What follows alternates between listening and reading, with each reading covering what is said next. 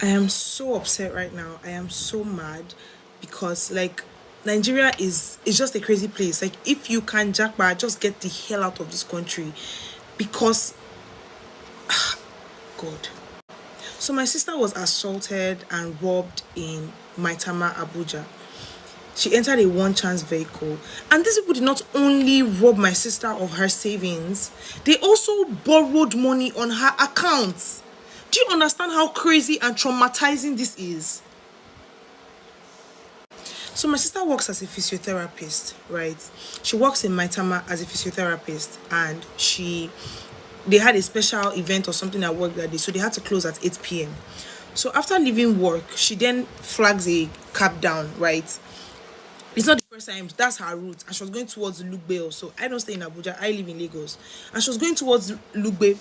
On her way to Lugbe, she entered the vehicle. She said as soon as she got into the vehicle, that's how they immediately locked the door and pushed her to the middle, like immediately.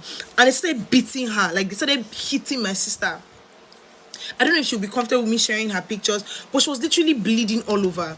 They were hitting her, like they moved her to the middle, locked the doors, and started beating her. Mind you, it wasn't just men. There were two women, one guy, and the driver inside the car. And the reason why she even felt comfortable was because there were women in the car. You know how if we want to enter public transport, we always make sure that maybe we see a woman there, quote unquote, just so that we feel like safe, right? Because of how the country is. So that's why she entered, not knowing that those women were even in on it. One was an alaja, then the other woman and the other guy. They moved my sister to the middle, started hitting my sister, started beating my sister. After they beat my sister, they tied my sister's eyes inside the cab. After they tied my sister's eyes, they then started asking for her pin, started threatening to kill her. They even told my sister that can she call somebody that can borrow her 5 million naira to give to them. My sister said she doesn't have anybody that she can borrow. And my mom was like, and they asked her, what does my mom do? She said, my mom is a tailor. My mom is a fashion designer. They said, they collected her phone. They went to her piggy vest, withdrew the money from her piggy vest into her account. Then these people now went to GT Bank. When they saw that she had only 3K in GT Bank, they now withdrew, no, they borrowed money in GT Bank. They literally borrowed money from GTB. Like, do you know how crazy that is? Guess how much they borrowed? They borrowed 1.3 million naira from GT Bank. Like, how ridiculous is that? Like, now while they were hustling and tossing, they had covered her eyes. She said she just started praying because at that point, like, what else can you do? She didn't even know that they were borrowing money from her account. Mind you, they picked her around 8 p.m. They didn't drop my sister off until 11 p.m. while they were driving around, and they were touching her indecently in the process. Like, how traumatizing is this? And then after they now, she didn't know that they had borrowed money. She thought they had just taken all her life savings and all of that. Then they took 1K, they gave her 1,000 naira and gave her back her phone and her bag that she should be going. They dropped her off on the road, that she should find her way. This was around, I think she said Nikon or something, Abuja, Maitama, Abuja. Then when they dropped her off, she immediately called like her boss, and then they sent somebody to take her to the hospital because she was, like I said, she was bleeding. My sister got to the hospital treated her, did some tests, told her, gave her drugs, and she went home. She even had like some form of clot, like blood clot in her eye because of the whole heating. Then she went home.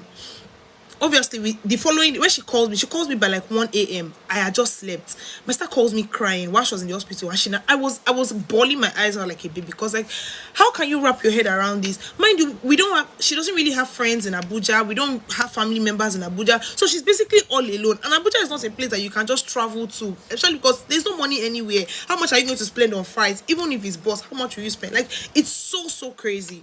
And then my sister calls me that midnight. I didn't even know what to do.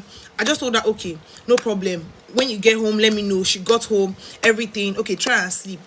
I and my brother she told us on the family group chat. I and my brother got on the call. We prayed and everything. The following morning, I call her again before going to church, and I say, okay, how far? How are you? Have you checked your bank statement? Because you know what these robbers did? They deleted all the history.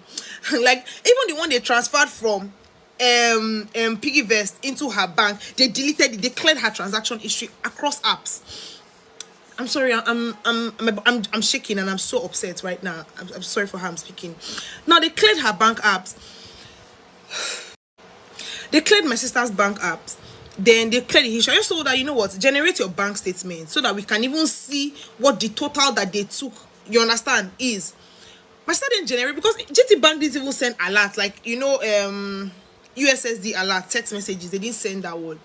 So as she requests for her GT Bank statement, she first saw a 1.3 million naira alert, like history, only for us to check and see that these guys did a quick loan of 1.3 million naira. They were even telling my sister in the vehicle that she has limit, oh, her account has limit, oh. When my sister started praying and praying, they started telling her bele, bele, but they can literally kill her if they don't get money. They'll literally dump her. There's nothing she can do. Meanwhile, I think it was the Alaja in front that was like she was one doing like the main thing. She was one with the phone, while the guy and the other person behind were just like hitting her and doing all stuff. Then we now saw 1.3 million debit alerts. These people did a 12-month payment plan.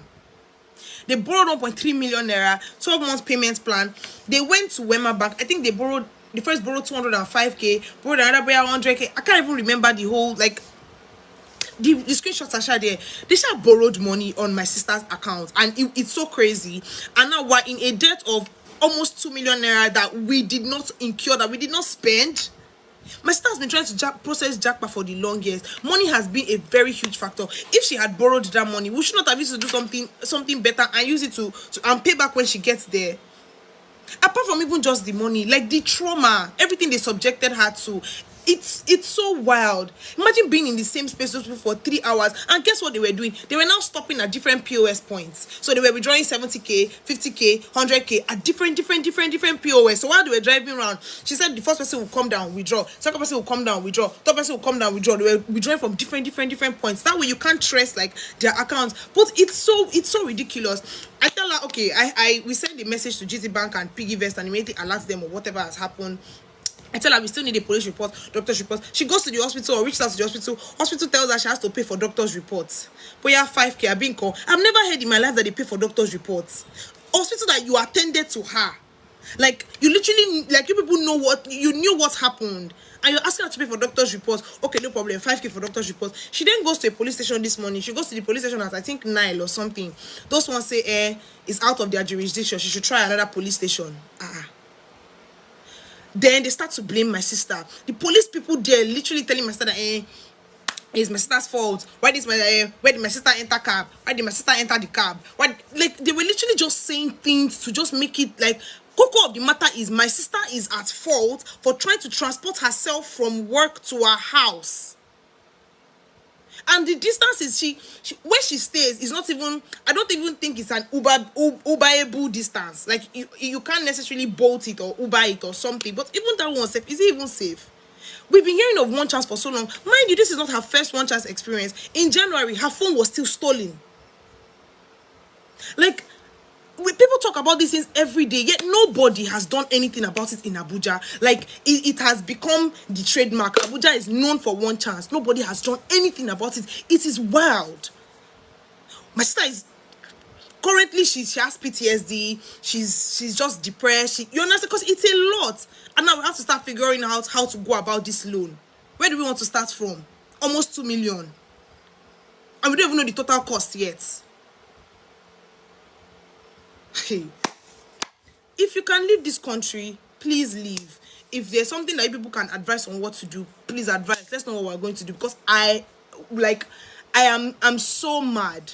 Now she has to be looking for police station to police station to police station to police station to, like, what kind of rubbish is this? What do you mean by it's out of her jurisdiction and it's her fault? How can you be blaming the victim in this case? If she was raped, that's the same thing people would have said. The only good thing is that they did not rape her. That's what we're just thanking God for, and they did not kill her, because they literally could, even though they were touching her inappropriately. It's so painful, because the reason she was in Abuja is because she went to go and work. It's because she went to go and work. She literally went to go and hustle. This is well. Concluding story, I've always been a stay in Nigeria. Nigeria can be better. Oh, people are making it here in Nigeria. I can make it here in Nigeria, so I don't have to jackpot. But right now, as Nigeria has happened to my family and I, hell no, we're out. Thank you. Like, is to find a way to leave this place and leave it for the owners.